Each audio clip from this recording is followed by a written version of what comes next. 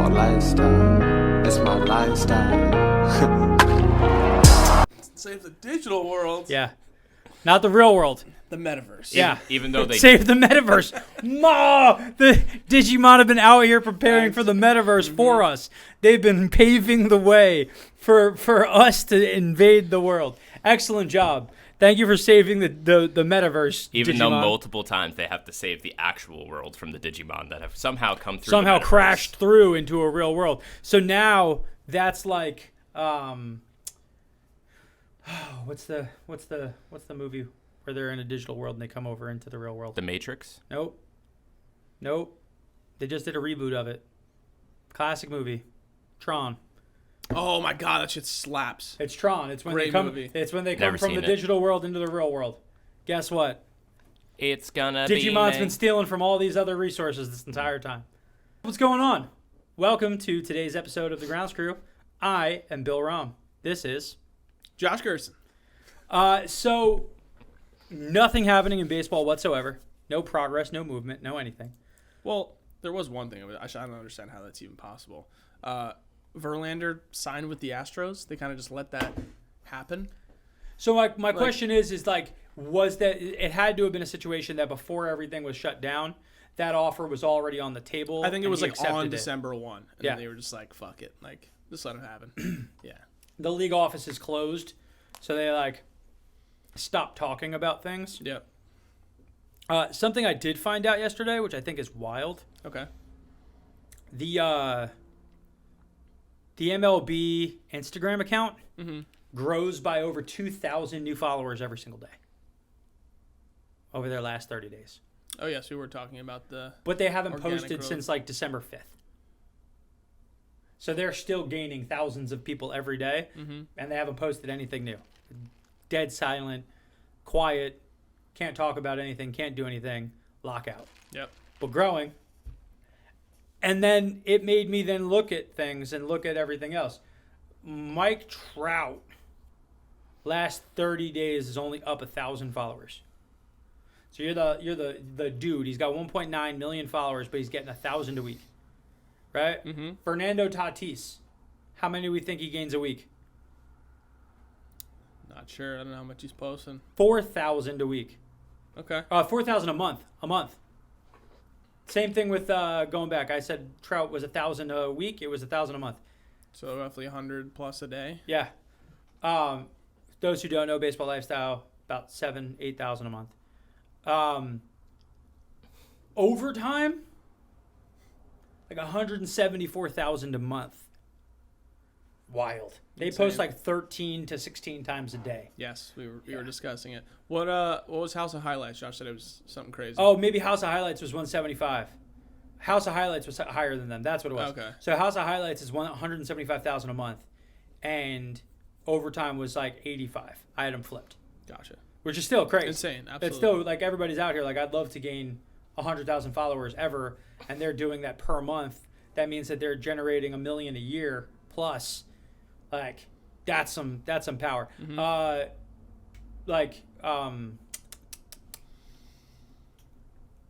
Other like media companies that we know also growing, about 4,000 to 8,000 per month, which again surprising. And I only bring this all up because MLB, we talked about it a couple of episodes, they're doing a better job than the PA is at growing themselves in the game. Mm-hmm. When you have 8 million followers and you're growing faster than any of the players' accounts and you're not even posting, the players need to take a step back and they have to acknowledge that they are not better than the MLB right now. Yep. The team matters more than the players. And the players don't think that that's true. Oh, without the players, you don't have a team. All right. Like, what if they ever went nuclear? What if they ever went nuclear? They said, cool, every player in the league banned. You're out. Mm-hmm. You're gone. What would the players do? Because I know what the easy answer is. The easy answer is everybody would say, oh, well, somebody would just, create a whole other league and play. Where are you playing? What stadiums you playing in? Oh, well, just build. Okay, 2-3 years you're going to build stadiums. So you have guys who are older in the league, who those guys would be willing to just say, my career will just end now. That's fine. Mm-hmm. The super young guy who's 23, right? Like, why is he going to wait for this other league to do stuff, sign with another team, have a draft? Why would I do that? So somebody's going to play for the MLB teams. Yep. Right? Mm-hmm. So we'd real fast just reset the whole. The teams can wait. Yep. They put anything out on the field. Guess what? People gonna watch. Absolutely. As much as people care about the players and stuff, even when the players are done, there's still fandom of the team. It's like they don't really care who plays there at the end of the day. Yankees selling less tickets now that Derek Jeter doesn't play? Mm-hmm. Nope. They still them, right? Nope. People talk about Derek Jeter like they used to? No. He's still alive. What happened? He don't play for that team anymore. Yep. So like it's the challenge that I'm seeing right now is like they need a lot of work to do on personal branding, off-field development, what they do as a unit. There's still so much that they're leaving on the table, and you're seeing it right now. No, your biggest superstars are growing slower than the overall account. Mm-hmm. That doesn't happen in the NBA. LeBron's out here cooking the league, right? Giannis cooking the league. Luka Doncic cooking the league. The player has a following, and it's because the league leaned into, we're partners, man. Mm-hmm. Let's all do this together. Let's make this work. And the NBA players, they got what they wanted. All of a sudden, all the money went through the roof. I'm pretty sure recently, right this second, I think John Wall is making $45 million From his contract? From his contract for one season, and he is not playing. He's not played a game this year because they're waiting to trade him. That's insane. Like, what team is he even on now? Houston. Okay. So he's in Houston not playing, making 45. The players that's why the players in the NBA love life. The league treats them well, doesn't clamp them down, works as a true partner with them, leans into them being able to do stuff, spends money. Mm-hmm. The bad teams spend money. And that's my thing is like, whatever everybody's fighting over with MLB, we all need to rechange this entire thing. Yeah. And I stand by looking at what I've seen. MLB's doing a better job. I would agree with that. And unfortunately, I think 2 days ago it came out that they're not going to be working on this DBA or at least the main points that they're trying to fix until next month. Yeah. They're just calling it for this year, and it's unfortunate because it just means we're probably looking at pushing back to some degree from the start. Listen, I don't think that any of that means that they have to push back. Right? I could see it being the case, considering that they have been working on this for several months already and have made no progress. And somebody's gonna have to sit down and say, hey, let's put pen to paper and start figuring this out. And again, you know what I think holds the Players Association back to some degree is the fact that the minor league guys are apart from this. Yep. Because the minor leagues will go on. The minor leagues are going to happen this year. We've talked about you want to say, hey, you know what we're going to do? We're going to put all of the AAA games for the Mets are going to be in Citi Field. Right? Mm-hmm. They can do that. Guess what? Now Citi Field's open. You want to go see baseball? You can go see baseball. You can see the best players that they got. And you've seen a lot of older MLB free agents are signing minor league deals. And they're just like, cool, I'll just go play AAA ball until it's time for this team to need me, whenever that is. Yeah. Well, again, that's a good idea. There's a friend of the show who turned down this. He converted that same money into a minor league deal. So he was getting offered the same amount of money for an MLB deal and a minor league deal. Right? Back of the rotation guy at MLB level. He did it for the minor league so that he can show up on time. And you know why he did it? Because he is a guy who's at the back half of the roster. But you know what he's going to have? Be on time no matter what. Mm-hmm. Right? Yeah. So when that season breaks and you got a bunch of arms that might not be good in March or April, what's he going to automatically get assigned to? MLB roster. Yeah. You want to be on the same team? Same team. Already signed. Cool. Nice. He signed during that whole free agent frenzy. Gotcha. He signed and secured the bag for himself for next year. Attaboy. Right? Yep. Again, he's going to be a starter, most likely going to be in their rotation for the entire year. and he signed a deal that allowed him to maximize an advantage. I love that. Why does that guy give a damn about the superstar guys who are out here trying to make millions when he's a back of the end guy who's been trying to break through? You guys can all go be petty. I'm happy to make, $800,000 and have a minor league deal, and then as soon as everything's going, that same money just converts up. Yep.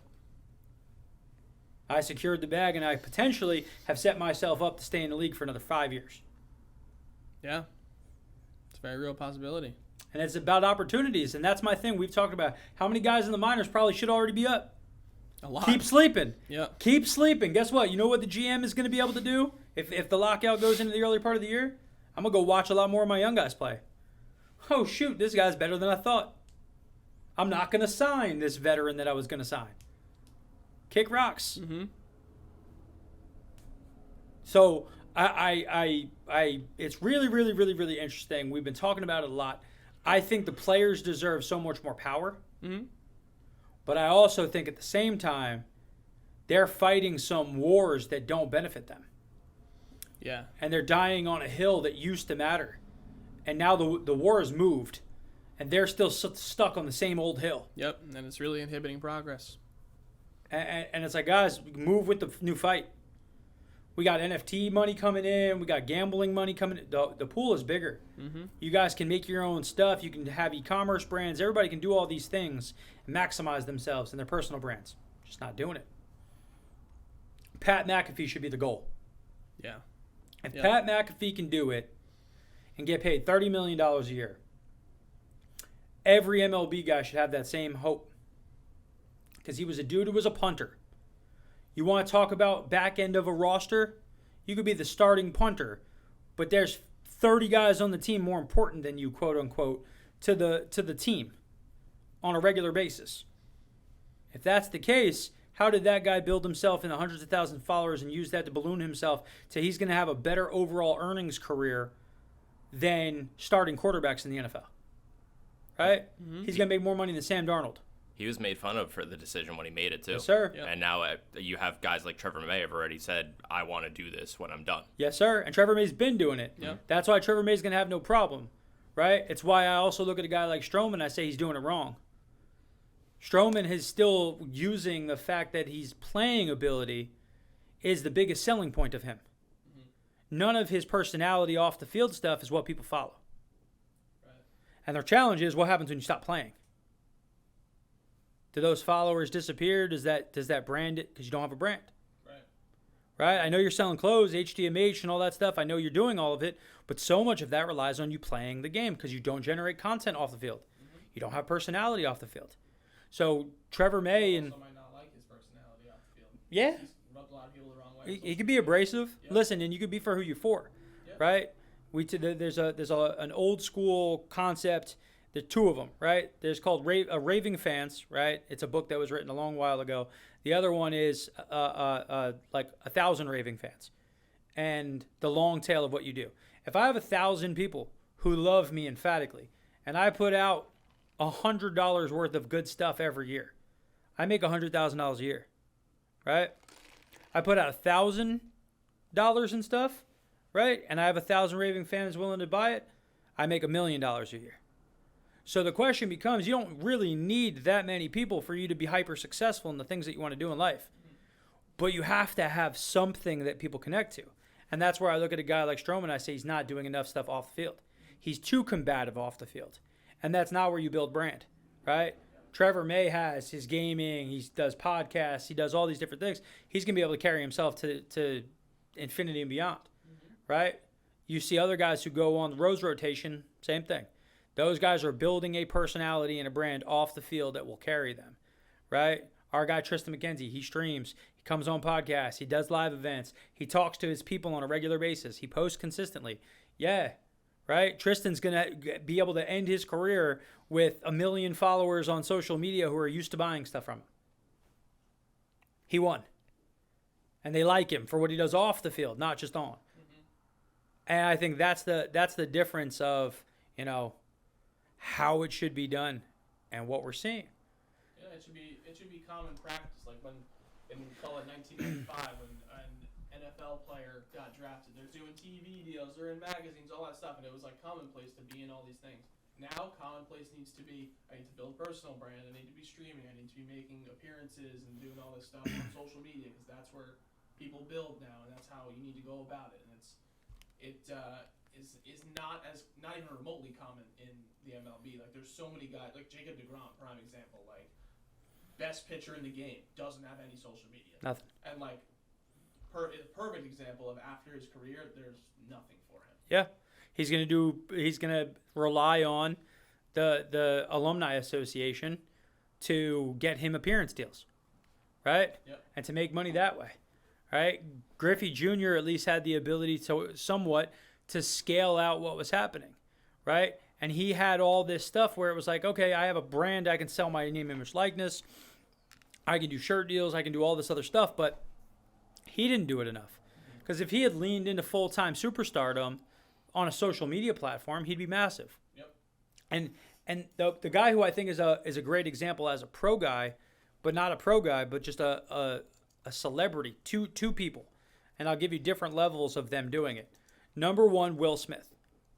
Will Smith consulted with a guy named Casey Neistat, for people who don't know. He also did some stuff with a guy, Gary Vaynerchuk. For people who don't know, you can look both of those people up.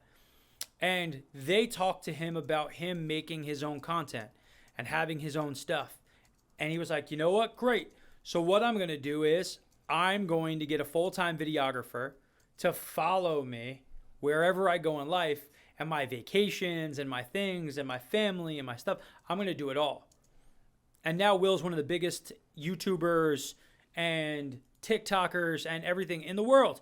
And he's now taken his stardom that he could have just said, hey, I'm in movies. I'm in magazines. People will just like me and know me because I'm famous for this one thing. And he's now made it that his YouTube channel probably makes him millions of dollars a year. Absolutely. His TikTok probably makes him millions of dollars a year. He didn't just get a videographer. He got a whole production company. Yes. A production company that just produced his new movie. Yes. King Richard. Yep.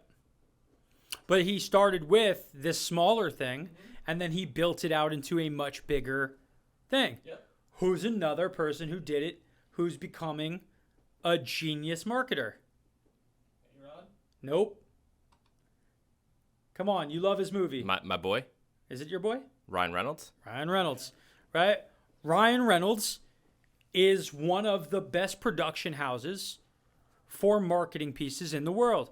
He is buying companies, attaching his name and marketing company to them, running them to the moon, selling them, taking the cash, and doing more. He leaned into, he wanted Deadpool so bad he produced it himself with his own money. He's now got more money than he knows what to do with. He was, a couple of years ago, Peloton had a problem, right? There was a commercial that happened. He leaned in, helped them do a commercial, saved their stock, did a whole bunch of stuff. Recently, did you guys see what happened with Peloton?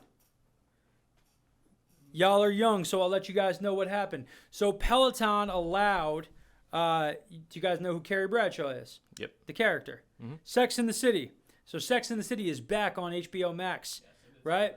And in one of the episodes, Mr. Big, Carrie Bradshaw, the main character, her husband, huge component of her love life in the original Sex and the City, he takes his 1,000th Peloton ride. They're allowed to use name, image, likeness of Peloton and the instructor and everything else. He gets off his Peloton, has a heart attack. Episode ends. Peloton stock drops 11%.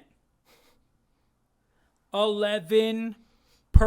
Guys, it's a $1 billion company. 11% is $110 million. Ryan Reynolds calls them up, says, I have a concept, let me do it.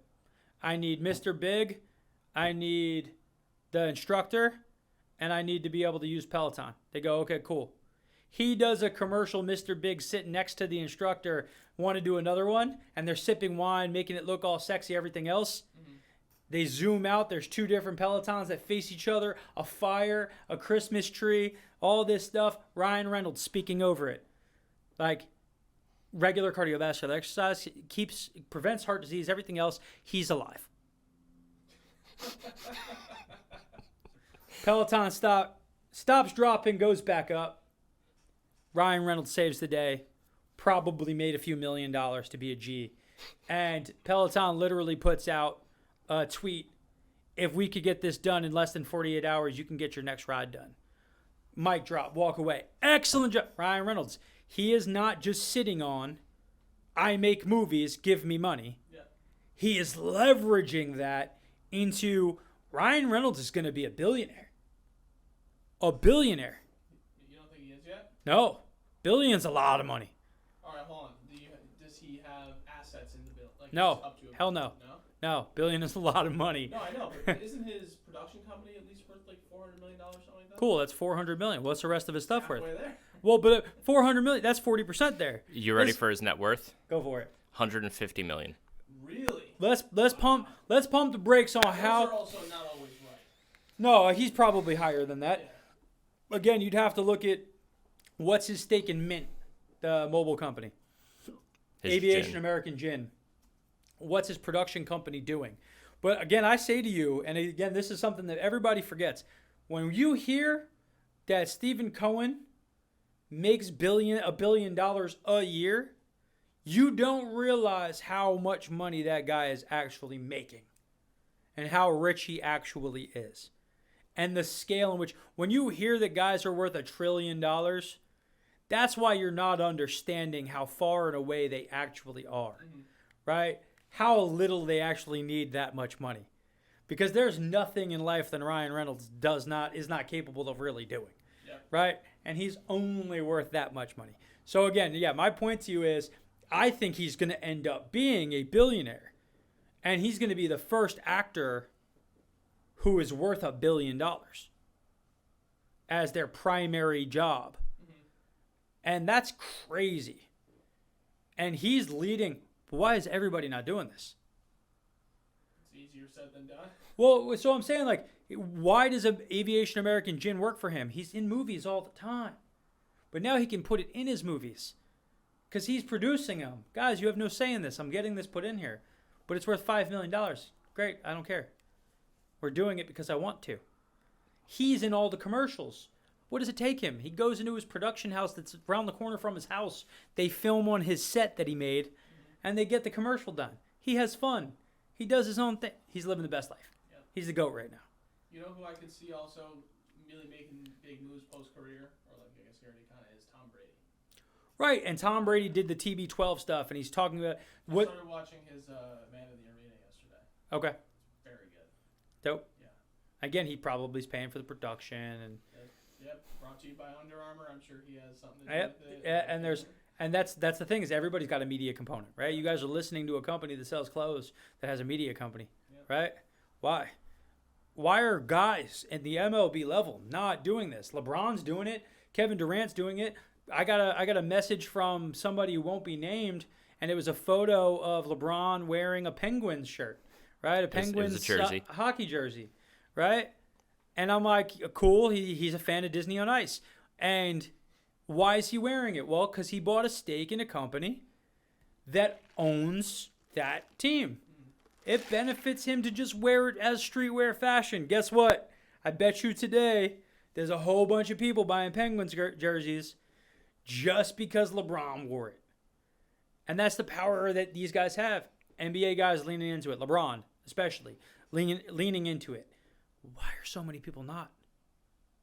Name me the MLB guy who's doing any of this. You look at and you go, damn, that guy. I'll tell you the guy. Tristan McKenzie. What do you say, Bauer was making an effort? Bauer was making the effort, and that's why this offseason already seems so quiet. Is because Bauer doesn't exist on the planet anymore. I mean, he's still making content, but definitely less people. He's not getting the push, and Yeah. he had built up a lot of this stuff for it, and he was getting pushed forward. That's gone. Yeah. But, like, seriously, tell me right now, who's a guy who you think should be doing it, who's not? I think it definitely could be one of the bigger Latin players. Okay. Like a Lindor or Tatis or Correa, like people who are outspoken like that, who also can work around the language barrier, because obviously like Latin America baseball is huge. Like that's a whole giant market that they could go into, and then also be So- able to function in the U.S. If you were Lindor, And right. Lindor's in New York. let's so like, let's build out the Francisco Lindor business, okay. right? I have the first move I would make if I were Francisco Lindor. Okay. I would invest and buy up and push and promote La Vida Baseball, right? La Vida Baseball is a social media account website that's about Latin baseball, right? Yep. But now you own it, and you can now do your own show every week. Gemini Keys, who does photography for the Mets, he's been involved. He's taken photos, done stuff. You now have access to him, right? You can do photo shoots, you can do video shoots, everything else. Well, can you go out and can you interview? And can you go shopping and do all this stuff as Francisco Lindor with Juan Soto, with Javi Baez? Can you culturally go into that? Yes. Absolutely. How many young Spanish players are going to watch that show? All of them. All of them. Anybody who has access to it, right? Yep. So you're going to win on that market and that demographic. So what then are you going to be able to do? Get marketing dollars, Yep. right? Lean into that. Build up a following. Then you're going to be able to say, okay, well, what happens when enough companies spend money with you, right? What's your next move? Become part of those companies in some capacity. So you can Yeah. ask for ownership stake in one of Yeah. those companies, right? You can say, hey, you're a smaller brand, but like you're doing $40 million a year. Guess what? Francisco Lindor does $40 million a year, right? Yep. But a $40 million a year brand is pretty big, right? Not anything to sneeze at. Cool. Give me 10%. I'll promote it, push it through my network, push it through myself. I will be in your commercials. I'll be in all your stuff. You give me ownership. That company goes from 40 to 120 million because of his media company himself. Yep. His 10% went from being worth $4 million to being worth $12 million. He's now grown himself. Now he has this other asset that has its own thing. It increases his ability to scale. What do we do after that, right? Now we have companies that we're proving that we can grow, right? When we attach to them, they grow. What would be your next play?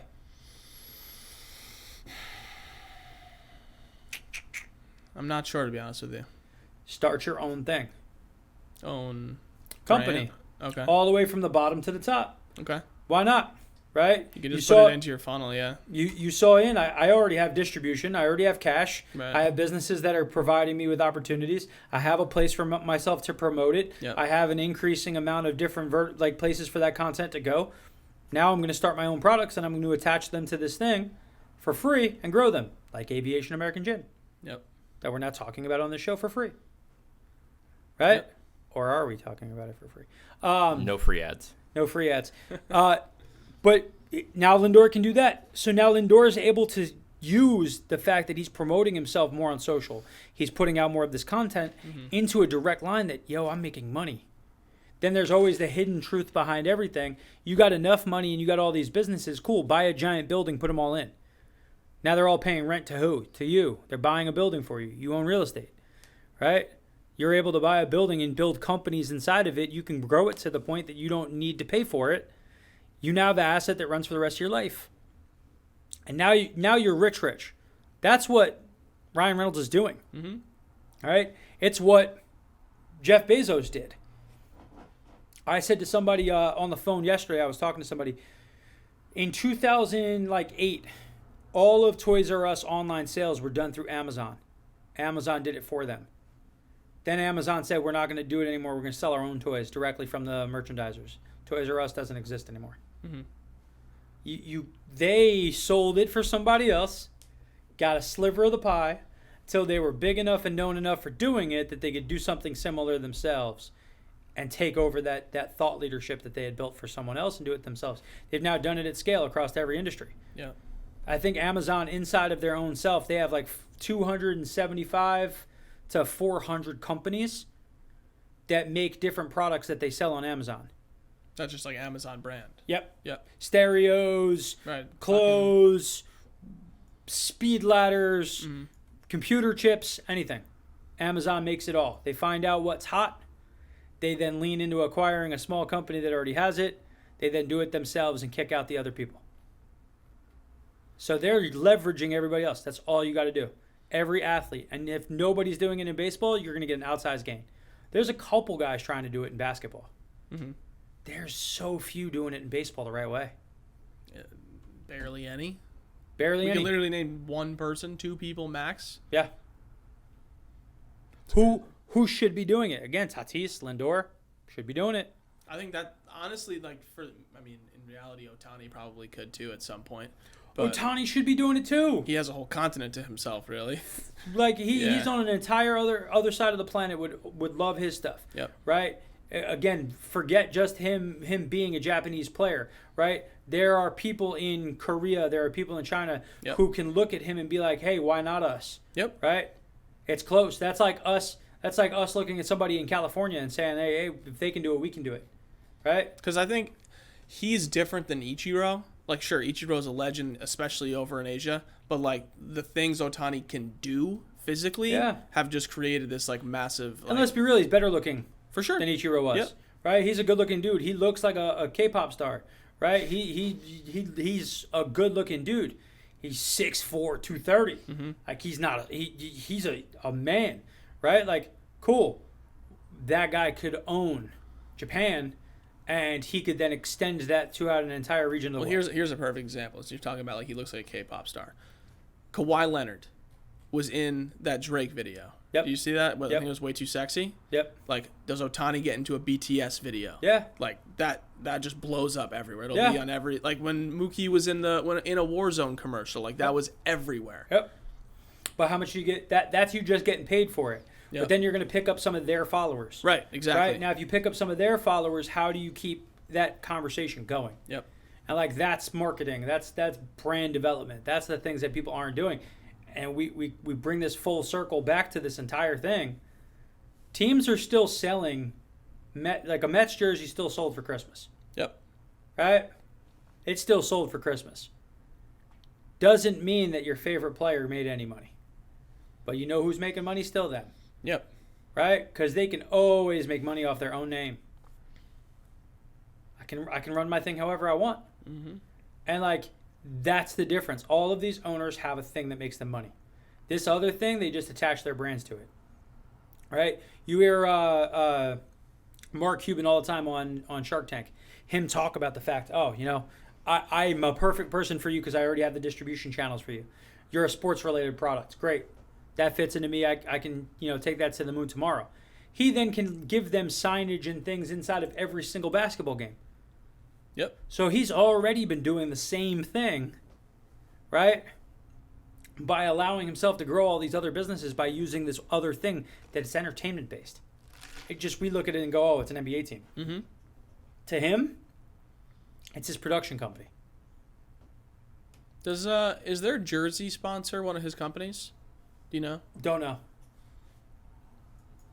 The jersey sponsor Right, who has this the guy, side thing? yeah. It's possible. I feel like that makes sense, right? Yeah. I mean, the Orlando Magic, their sponsor is Disney, Right. right?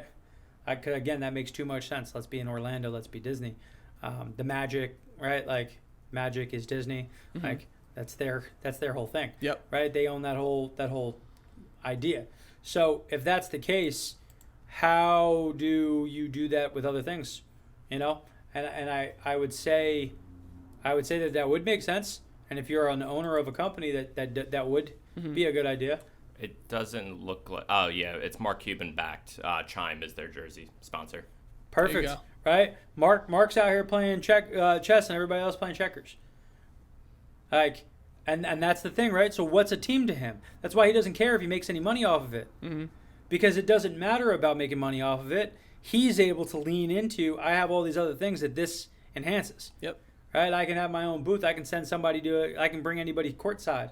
I can put somebody up in a giant thing and cater it for them, and whatever it is, that helps me sign a deal. Yep. Right? I have somebody who's a massive, Dallas Mavericks fan, and I can have them show up. I can have I can have Luka come out and shoot 3-point shots with the guy's kid and get him to sign a deal with me.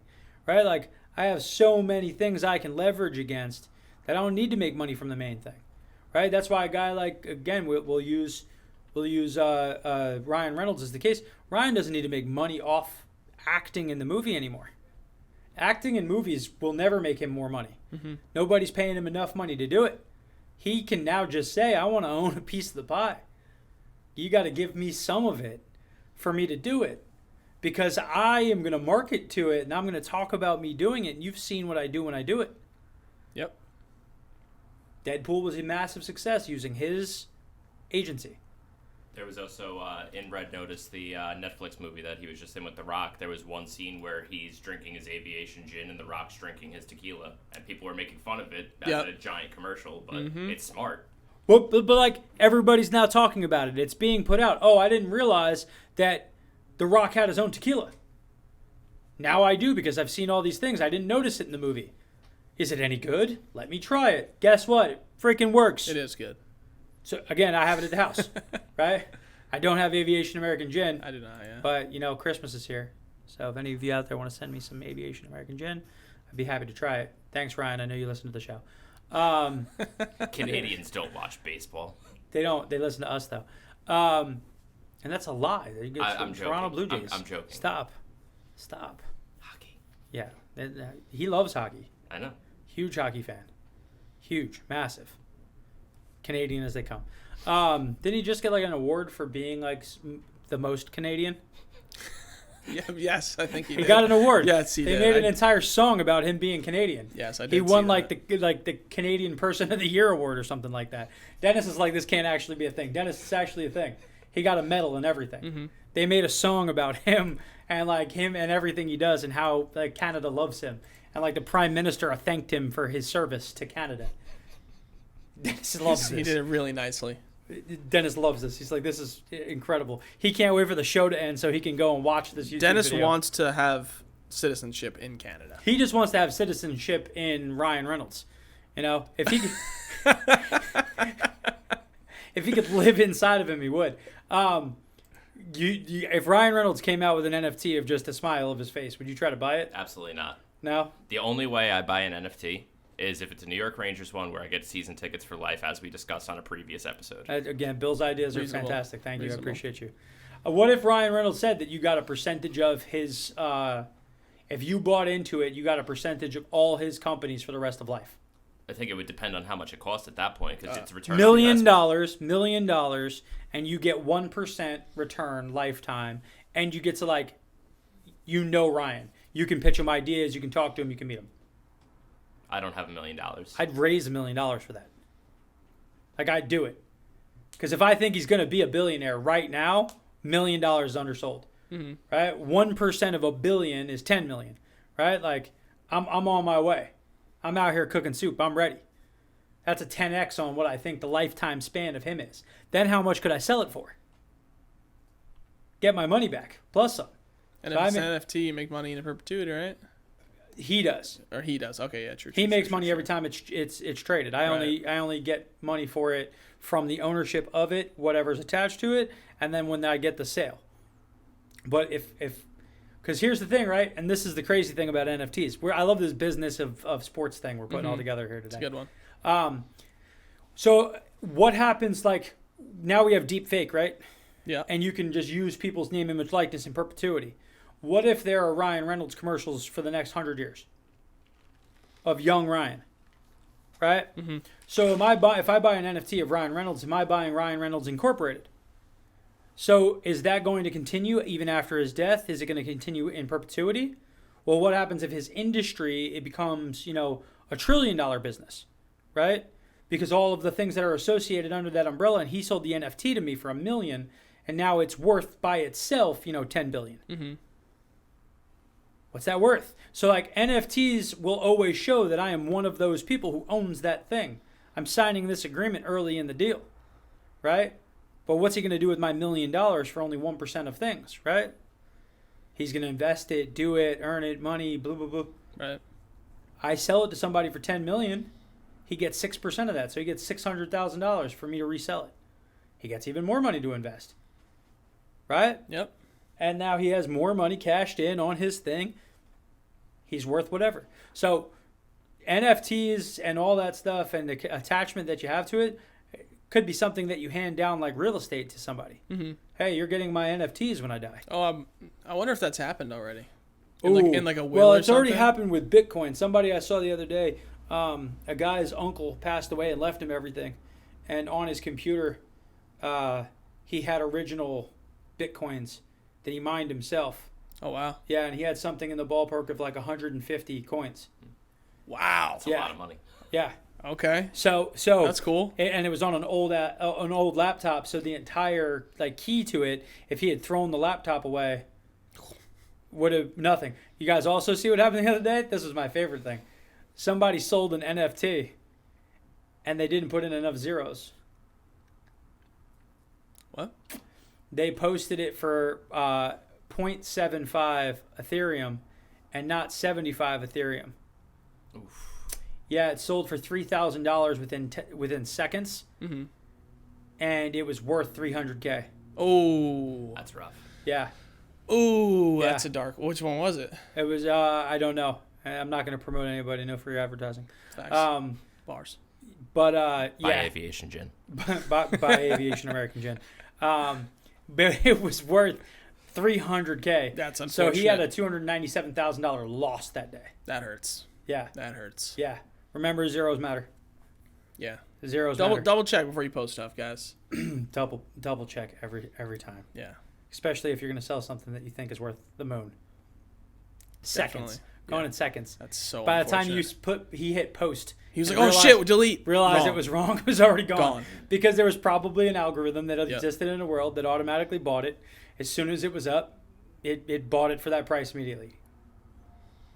That's a long day after that. That's not just a long You're day. probably you're finding the bottom of that aviation You're finding, gin. yeah, yeah. You're hitting up both The Rock and Ryan Reynolds. Yeah. You're hitting up Ryan Reynolds and be like, can we do a commercial about getting my NFT back? Like, it's probably like, is this something that you would, some action you would take for me? I would love you forever. But yeah, rough day out here in the world. But like that's the thing is like you see actors and actresses doing it, you see NBA players doing it. You're now seeing NFL players kind of talking about how they're going to level up. We saw originally the OG guy who got paid for some stuff that people still dog on is Odell. Odell's still making $5 million a year from Adidas because his social media following was so strong. From Adidas or Nike? I think it was Adidas. I also think it was Adidas, but I could double check. I mean, I know he's a Nike guy now. Maybe it's Nike. He signed $5 million a year. It could have been Nike. Okay. But he got a shoe deal that was worth, and it wasn't about his cleats. It was about shoes. Right. And he got like a $25 million 5-year deal. It is Nike. And that deal right there is the first one where, you're making money not because of you playing. They gave that to you because of what you wear off the field. Yep. And that deal should open everybody's eyes to the power that's out there. You have all these quote-unquote influencers out here making money based off of personalities talking about what you do. You be the one to talk about it. Make all the money. Nobody's doing it. And I'm thankful because we'll still steal at the margin. Right? We'll build it, and we'll go from there. If you could start any business inside of sports right now, Josh Gerson, take to the moon. Right? Mm-hmm. What would it be? Production company. Ooh, like a blimp? Yeah, like a blimp. If you were a player, Mm-hmm. right, what would you do? What would be the business that you would choose to do? What would be the first thing you lined up? Still, same thing, production company? Well, I mean, I think as a player, it can be a little different. Like, you can go into something that you love to do that may be, like, more of, like, a fun thing versus going to the moon. Mm-hmm. That's tough. I think like from a intelligence perspective, I feel like the production thing is the best just because you can input whatever you want. It's a neutral platform. If you're getting paid more than $10 million a year to be a professional athlete, and you're not willing to invest $150,000 a year into some people to shoot video and edit it on YouTube for you and social channels, you're being an idiot. Being an idiot. And even, I think 150 is low. I'd say if you said cool. I'm saying at least. If you want to, and like, I know for a fact that people invest $500,000 into things, Yep. right? Like, sure, in the MLB. Yep. They don't talk about it, Yep, whatever. yep. If you invested $500,000 into a production company where you don't have to do any of the work, people are going to do all the stuff for you and just say, hey, we need you for this, this, and this. And they'll run your socials, do your marketing, whatever. It's going to take you to another level. Whole other level. Within 12 months, you will be a completely different person in the eyes of the sports world. Yep. It's simple. But so why don't guys do it? I have two thoughts. I know one of them is because they don't want to be in the spotlight to some degree. Like, I know that's definitely a reason that Jacob deGrom isn't on. Yeah. So he doesn't want to deal with it. He's Yeah. like, I want to play baseball and I'm going to make X amount of dollars and I'm fine with that. Yeah. I don't know. What do you think the other reason is? So what are your reasons? I even think that idea that I'm going to make all of this money and I'm going to do stuff. We've had conversations with agents and I've heard agents say, and I won't name names, just throw the ball over the plate and you'll make all the money you need. Don't worry about a podcast or this or making your own store and doing all that stuff and making, a measly $100,000 to $250,000 a year. Nah. Once you're a star, right, I'll get you this big contract, you'll make all this money, and then we'll get you these big marketing deals and you're done. Mm-hmm. That's because the model, business-wise, has been built that happens for some guys. But a select few. Yes, but let's say that you're even a guy who gets the bag and you're a stud pitcher in the MLB and you're a free agent at the time that you're 26 and you're going to sign for, what was Barrios' contract for? 5 years, 118? Yeah, right? Sure. Yeah. So he got roughly $24 million a year, give or take. I mean, Garrett Cole's an even better example. But let's throw him out. Let's see. He got the top, like the tippy top. Sure. Let's go with the bigger deals that just came out. Everybody was getting mid-20s. Right. Yeah, you just signed for $118 million, right?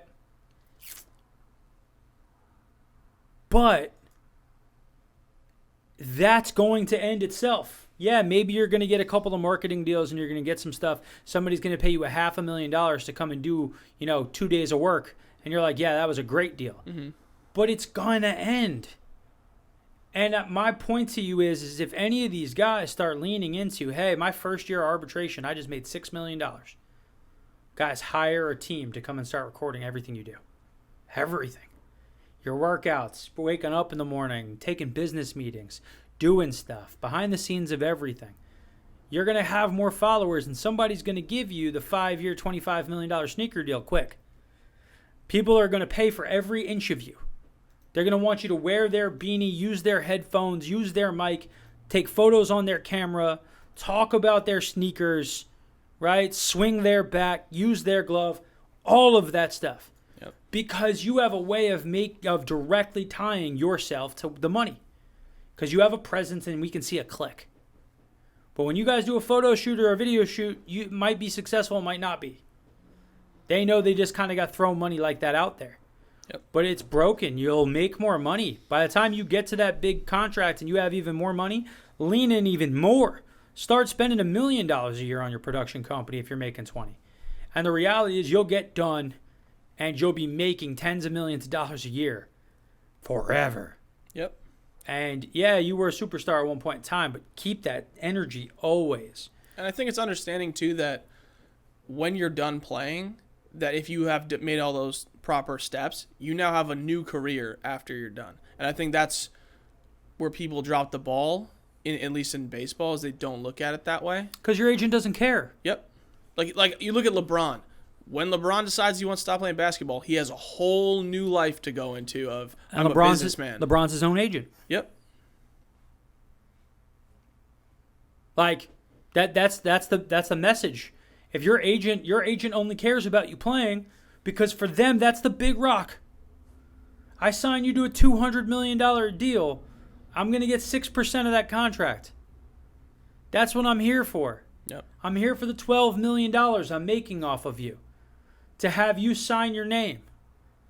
Great, I just made $12 million. Maybe I'll then leverage you out and I'll get you off the field stuff. I'll get 15% of those deals. I sign you to $1 million sneaker deal a year. Guess what? I get $150K again. I love stacking your name and making cash.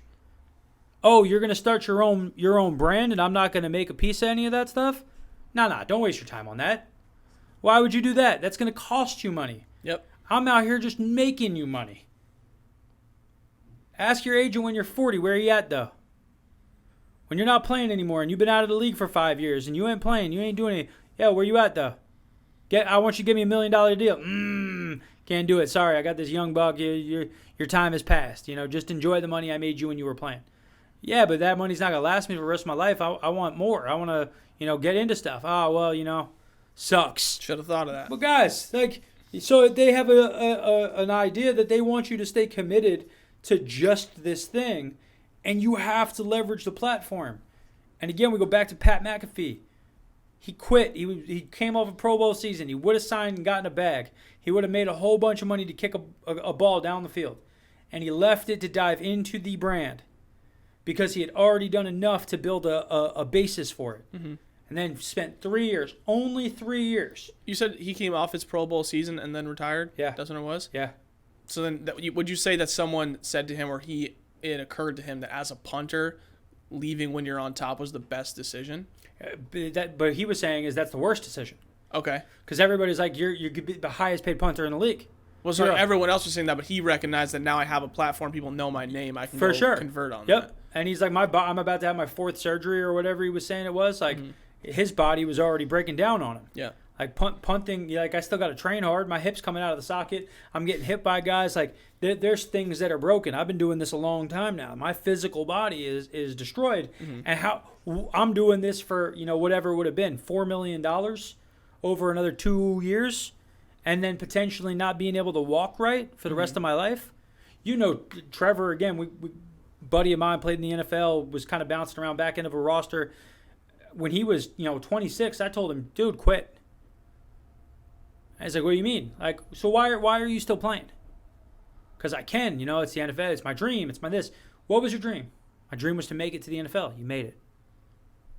And that light bulb went off in his head, and I'm like, you see how you're limping? You got a bad Achilles, bad knees, bad shoulders, right? You've had concussions.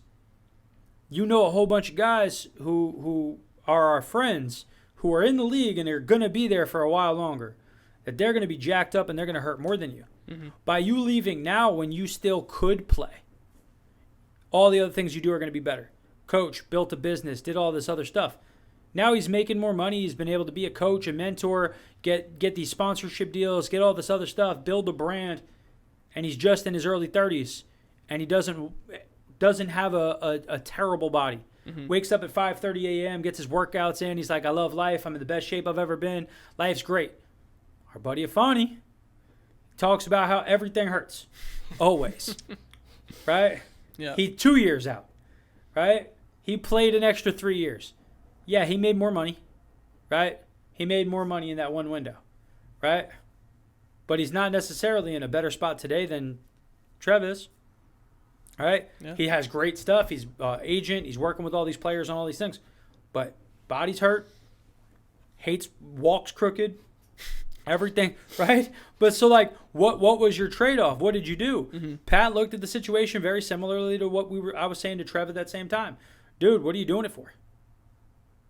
Why play? It can't be the money. Because the reality is $9 million at that point, when you've already made a few $1 million, $9 million is going to get divided in half in taxes, right? Just let's cut to the chase. So you made $4.5 million, but you're potentially going to have another $50,000 a year in medical costs on average for the rest of your life. Surgeries, painkillers, other things you're going to need when you're an old ass man needing to have somebody take care of you because your body's falling apart and your brain's falling apart. Yep. What's that worth? Don't trade it. So he left and he leaned into all these other things. And now it's well worth it. Now everybody looks at him and is like, you're a genius. So you're an idiot until you're not. Yeah, I guess that's kind of how people will look at it. It's like, all right, cool. I guess you can do that. That seems dumb, but sure. And then you have to go make it happen, or people will just tell you were wrong. And players should be doing it while they're playing. Yeah. Matt Joyce, right? We talk about Matt Joyce. Matt Joyce is not a top of the order hitter. This year he barely played. He didn't hit well. Mm-hmm. He's aging himself out of the league. He's still probably going to get one more deal. Somebody's going to pay him $1 million. Does he need the $1 million per se?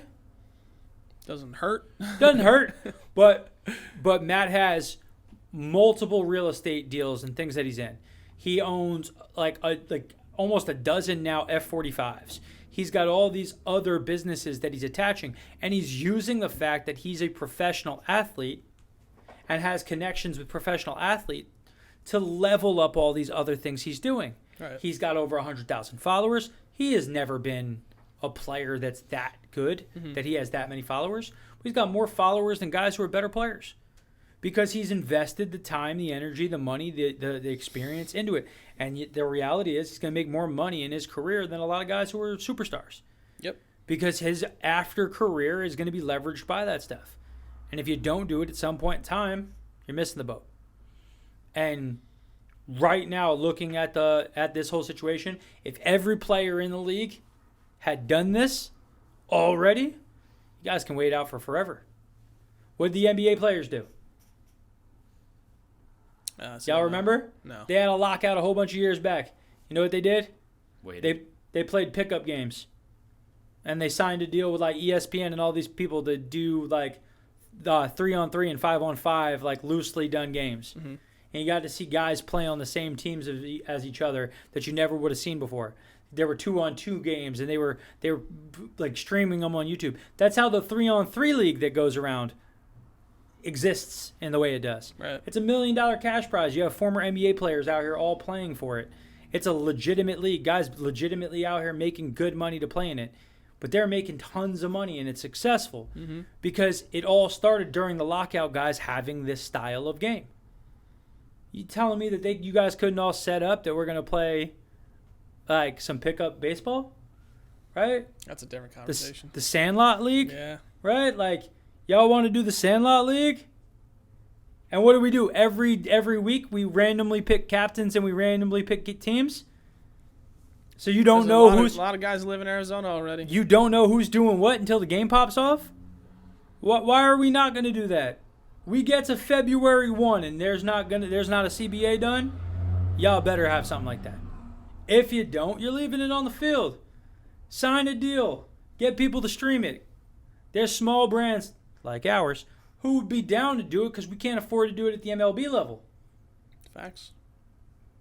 They'll say, hey, you got some shekels for us to do the Sandlot League. We'll put a banner on the outside. Cool. I got shekels. I can do this. Love shekels. Love shekels. Right? But they won't. No MLB guy will do it. Because they're stuck. Again, use the metaphor. They're still fighting a battle on a hill and the war's moved to a different place. And they don't realize it. Yeah. They do to some degree. Mm-hmm. They're working on the business side and fighting new battles on some of this old stuff. Guys, you're fighting the wrong battle. Battle for yourself. Yeah. Use your collective to make it that each of you yourself is worth more. Mm-hmm. But and then it just has to become more of a need for everyone to keep capitalizing on that once they do have those different opportunities. Because like when you have X person who's a star but doesn't really care about that stuff, then it doesn't move the needle. Then we stay where we're at. And like I keep going back to Jacob deGrom just because it bothers me that he doesn't do it. But like you get guys like that who could totally move the needle a ton, and they're not, and it hurts everyone in general. Yeah, and again, I don't know. I don't really truly know the thought process. He's got enough money. Yeah, sure. But like, how many of these guys who are 24-year-old superstars? The Pete Alonso, right? Pete, you haven't secured the bag. No, dude, lean more into your media side, right? Like, there's so much that you could be doing, and then if you do get the bag, lean into it more, not less. Yep. The bag only provides you the opportunity to scale it, right? But before that, he's already making enough. Just use the money that you get from winning the home run derby every year. As like your living costs. As like, as as your like investment money, Okay. right? Yeah. Didn't he get like $500,000 for winning the home run derby? Something like that. Yeah. He made more money winning the home run derby Yeah. than he Right. got Than his paid, contract. right? Yes. So, dude, you're already making more money. Like, that was found money. Take that money, invest in a, again, I said $150K. You know, the reality is, if I could probably get 2 or 3 young videographers who would grind for me for $150K. Yeah. I could make so much content and so many things. Yep. And nobody's doing it. Even with a guy like Trevor May. He doesn't have a ton of guys following him around. He's videoing it himself. Yep. Trevor, you signed a $10 million deal, dude. Scale the operation up. Lean into it. He's done some other stuff, though, business-wise. Like, he's got the DMCA music stuff and things like that. I am well aware, more than others, about all of the business things that Trevor May has to do. Subtle flex. And I'm telling you right now, not enough. So much left on the table. Great ideas, great opportunities. Traction is a problem because it's not being scaled. It's being bootstrapped. Mm-hmm.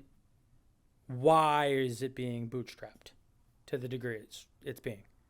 You only have a couple more years where you're that guy. Right? Yep. Lean into that. Don't kind of pass by. Lean into it. Make it a thing. Mm-hmm. You've been given a platform to make all this happen exponentially, and it goes unused for a lot of people. A lot of people. And that's the shame. Yep. And that's the shame. Curious how it looks when we come out of this. Come out of this little CBA. It'll look the same. Yeah. And we'll reap the rewards because we have good ideas. Yep. That's all it'll be. And you guys will be along for the ride. That's fine. I can work with that. Me too. Yeah. Excellent. Guys, we appreciate you listening this time. This was our Business of Baseball episode. I hope you guys enjoyed. As things happen, as stuff happens in the league, we'll talk a little bit more about it. Right now, if you guys have anything you want to hear our opinions on in the baseball world and sports world in general, hit us up in the comments. Let us know. See you next time. Later. Baseball lifestyle, it's my lifestyle.